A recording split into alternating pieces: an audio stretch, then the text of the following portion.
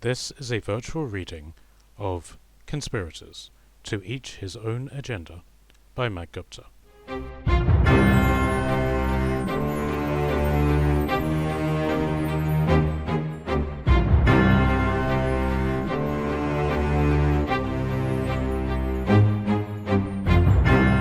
Chapter 60.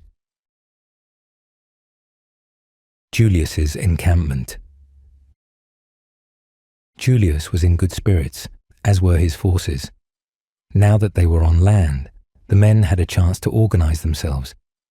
The freed men they had taken from Gledium had been given leave to return home. The pirates relished the chance to humiliate men who had irked them on the battlefield and had turned them into gladiators to battle against each other in pits that stank of excrement and rotting seaweed. Those men had left their past lives behind, declining the option to return home, no matter how far away it was.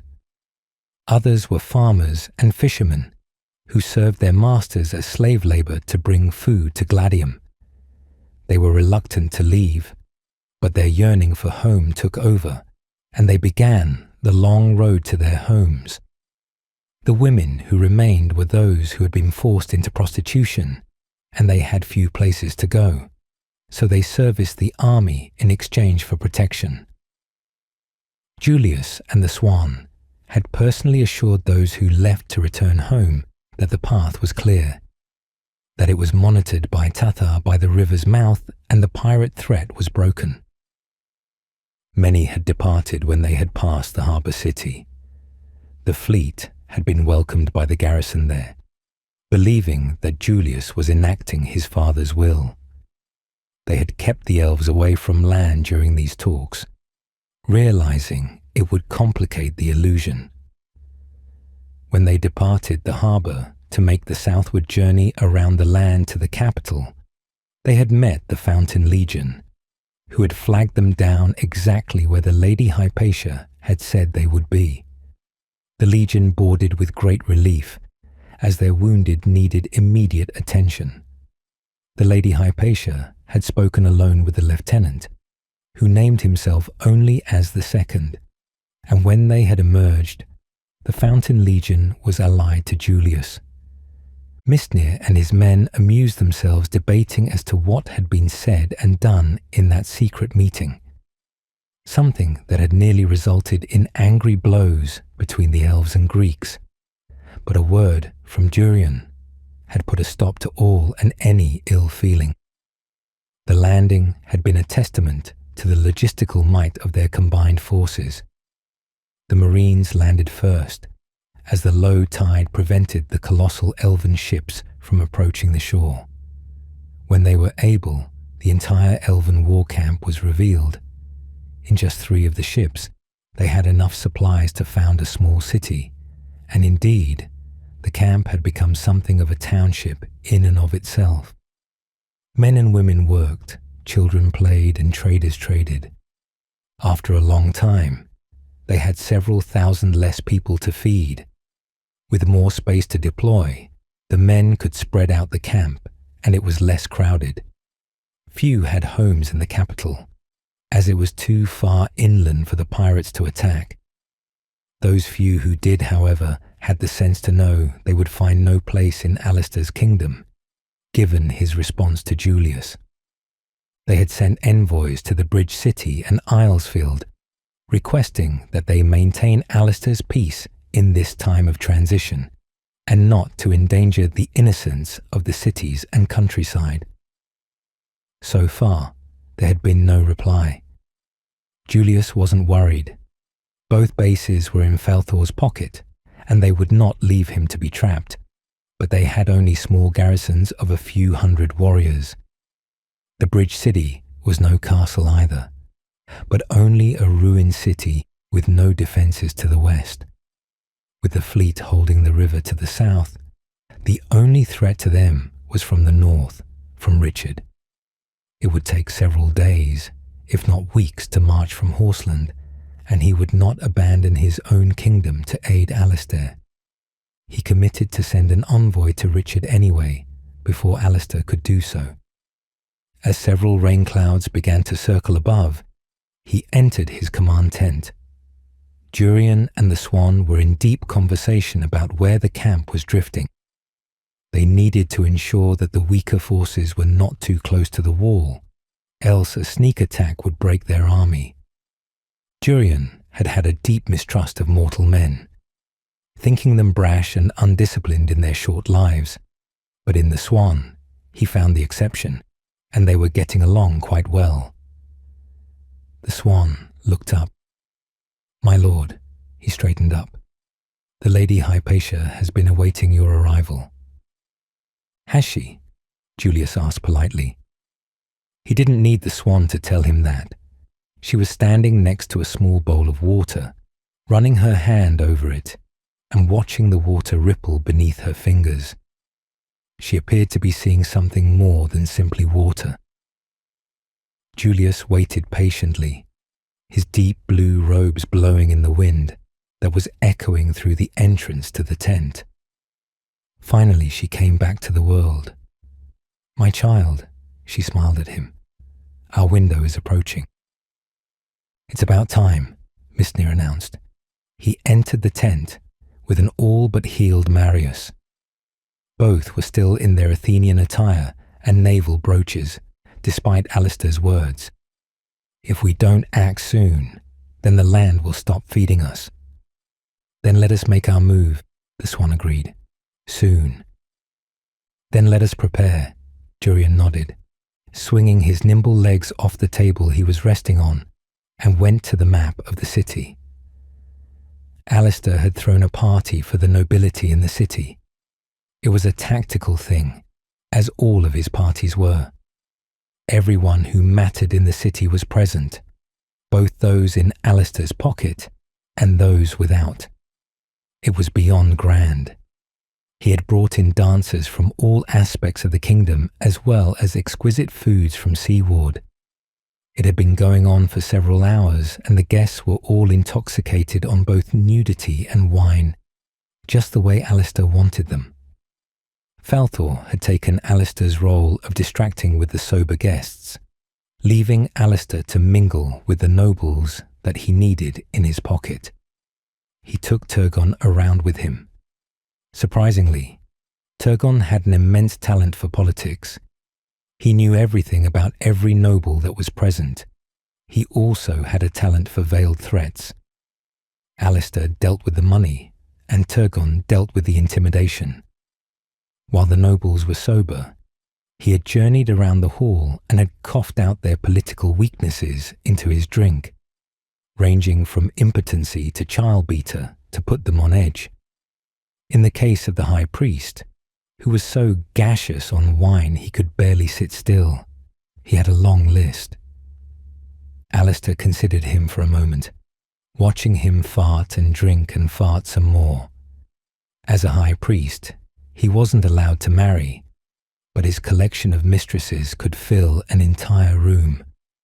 He queried Turgon about his current one. "A large lady," Turgon grunted. "More importantly, an expensive one." This was all Alistair needed. He sat down next to him and assisted him in undressing the all but naked dancer with his eyes and, in the high priest's case, his tongue. "Your divine holiness," he greeted, waking the high priest up. "How are you and the father this evening?" The high priest sighed in the annoyingly vague way that the priests at the temple did. The father is a complex being, and his moods affect the whole of time. But currently, the father's will is good.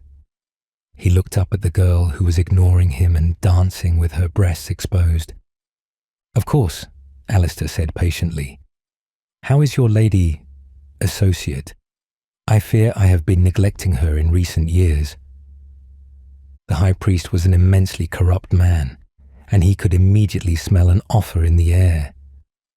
"She does lament after you often," he nodded, with a raised eyebrow. "I fear that your further absence will affect her greatly." "Well, perhaps I should send her a gift," Alistair suggested, smirking. "But what to get a lady nowadays?" He trailed off deliberately. Money is always good, Turgon shrugged, suddenly appearing on the other side of the high priest, effectively boxing him in. That way she can get the very thing that she wants. Perfect, Alistair agreed before the high priest could say anything. Shall we say 10,000 gold? The high priest grinned, farting hard. My lady is a woman of wide tastes. She would even drape the beggars outside her home in silk if she could. 15,000 then, Alistair smiled at him. She does enjoy the feel of a brand new dress every day, the high priest continued. I can't tell you how many times I have had to empty her wardrobe. He was pushing his luck now. She should be careful when wearing a new dress, Turgon advised darkly. One could very easily get caught in one, fall down a set of stairs and break their neck. The threat was clear, and it resounded between them all. 20,000. Alistair looked away casually, pretending to ignore what Turgon had just said. Well, I must thank you on that most modest gift. She would most certainly enjoy the gift, as if it were yourself in her presence. She would be forever indebted to you. I only ask that she thinks of me with friendship, Alistair lied. Oh, she always has, the high priest let out a drunken giggle. It would not be unholy for her to speak well of you and your desires. Alistair bowed and toasted a silent toast. I'm glad we understand one another. Women have such a way of making the world an easier place to live, do they not? The rest of the night continued in much the same way. Alistair made a lot of allies that night, but his coin purse and accounts felt much lighter. The drum beats echoed in his head as he staggered back into his residence in the citadel. His nights were stoically sober and helped him to his bed.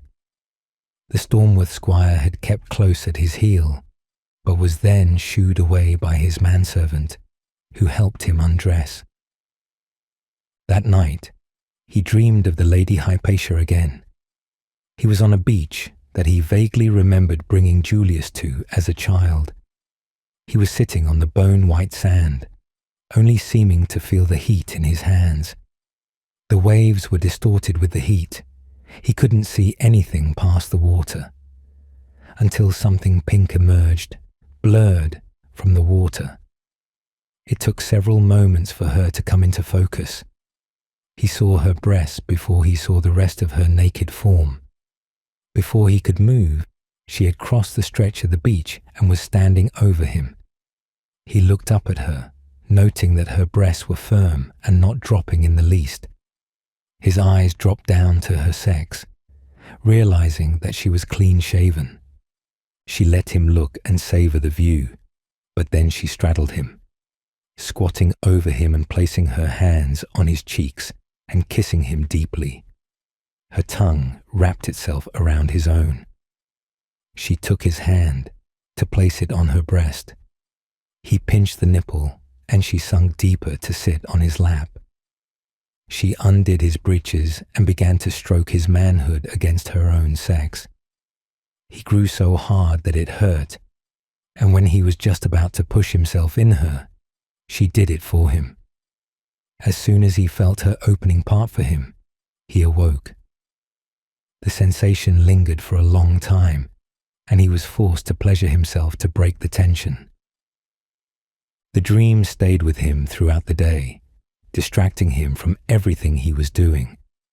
It was the last thing he needed.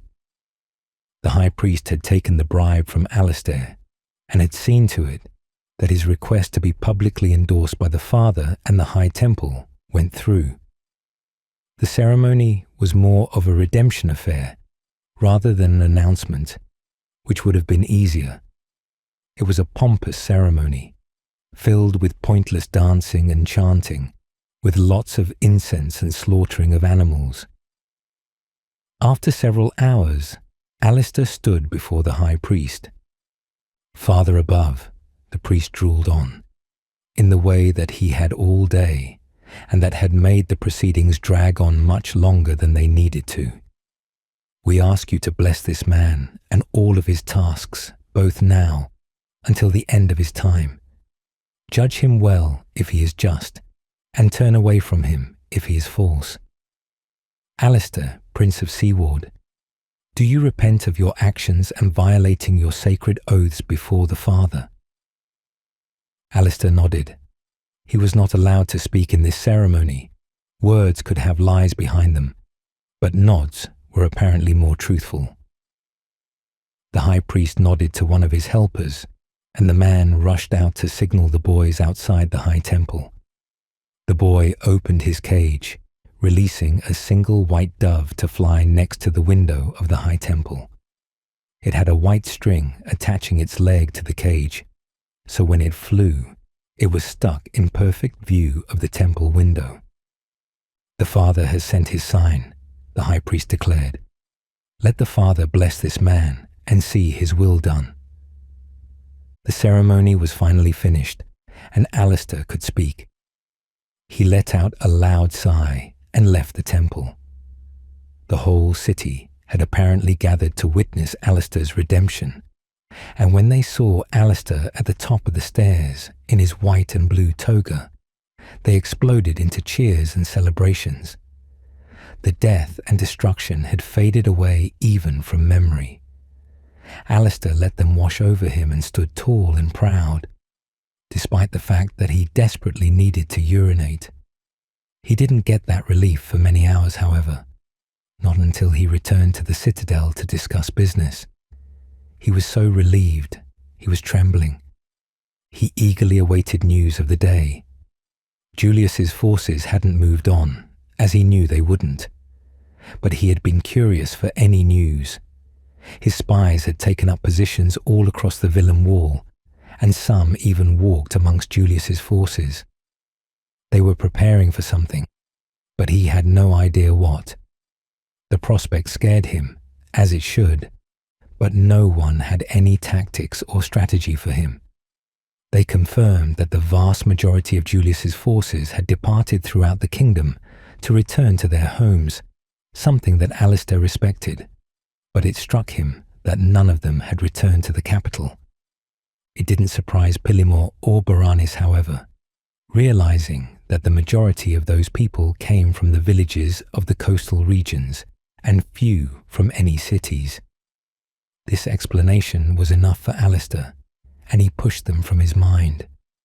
The spies had watched them set up forges and were crafting weapons and armor at a staggering rate. This was an even bigger threat than anything else.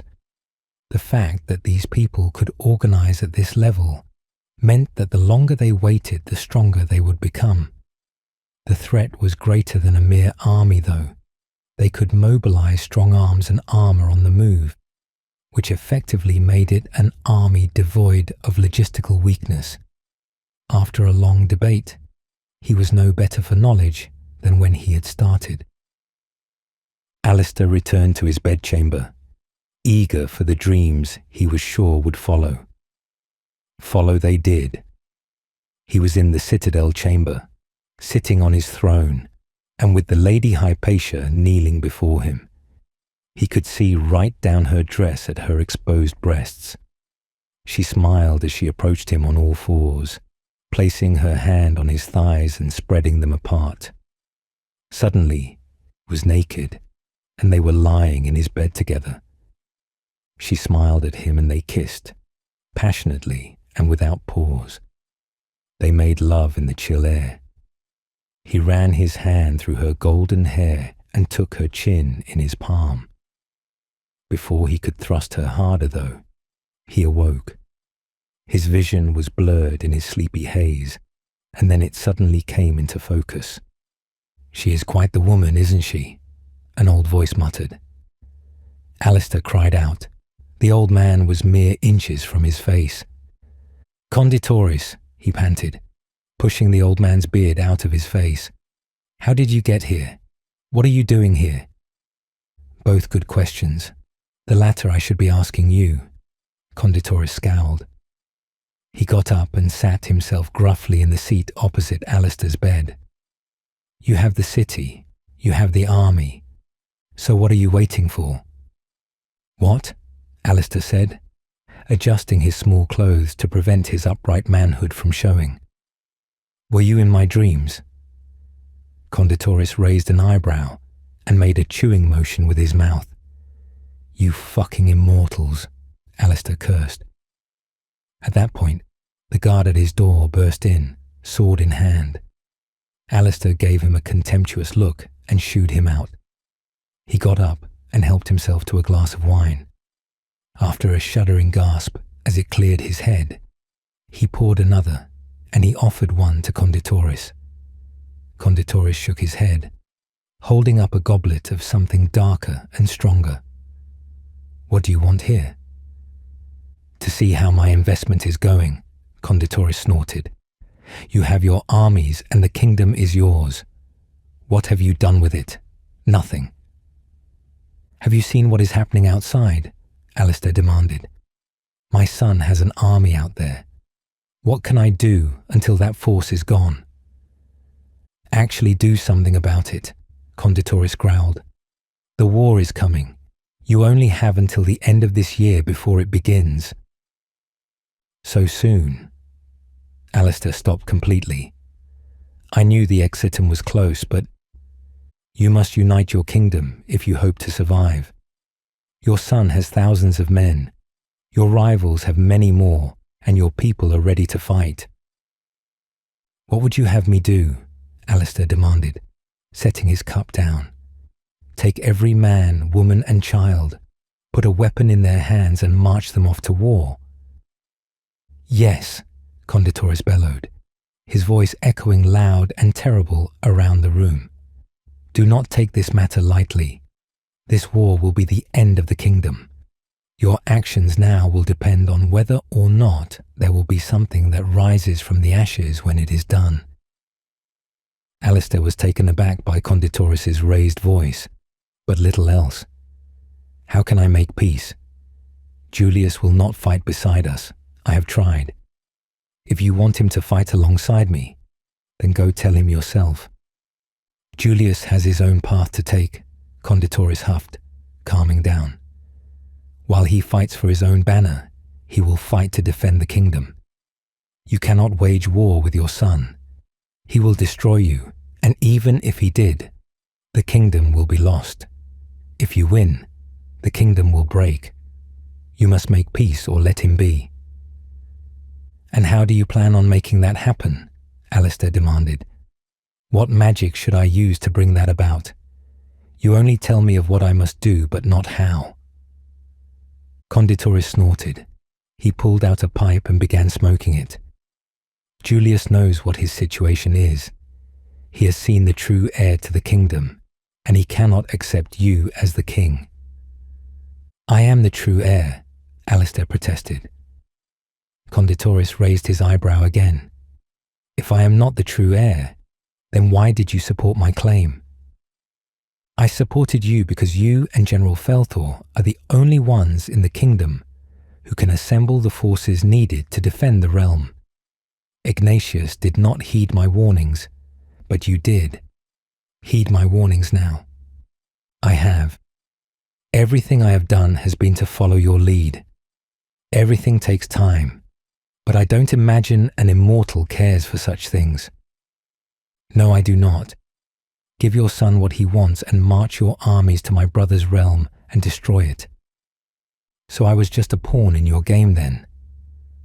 "Not my game," Konditoris grunted. "The game. We are all pawns to the exitum." "And what was the next move in this game?" "Without the kingdom, there is no hope for the world. Assemble everyone you can. There will be no second chances. When Gronlud comes, he will come to destroy everyone. So let everyone fight in this war. Richard has his army ready. Let the oaths of the kingdom be brought forward. Rally the people to your banner. Every man I can take I have taken. I can raise my armies, but it will take time to raise them.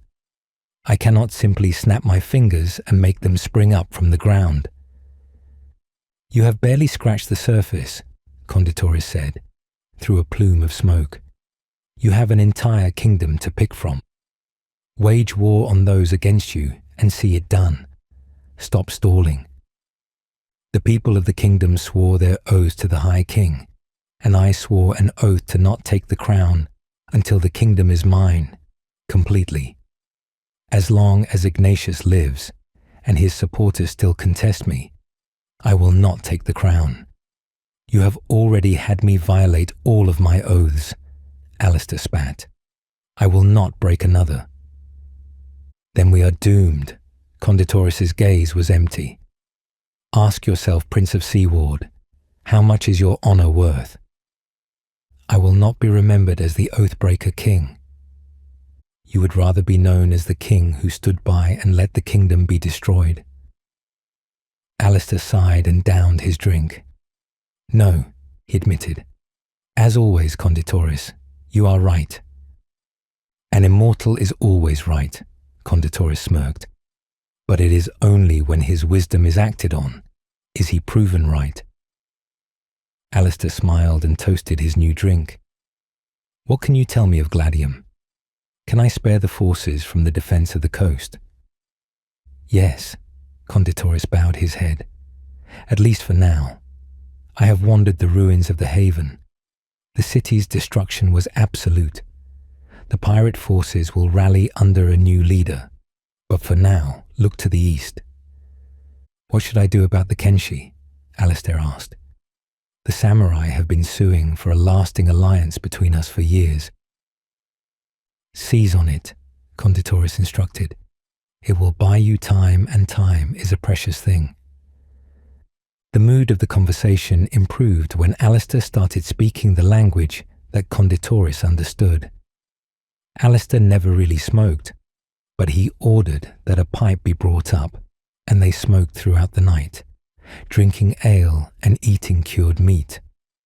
Conditoris told him everything about the enemies to the realm, from the barbarians to the north to the new Golden King's assassination in the south, and even the Hunnic raiders on the borders. Apparently, they had been stepping up their raids of the Dacia colonies, and the orcs in the east were massing unbelievable amounts of fighters for their numberless hordes. But when the talk turned to the elves and Julius, Alistair found he could not stop talking.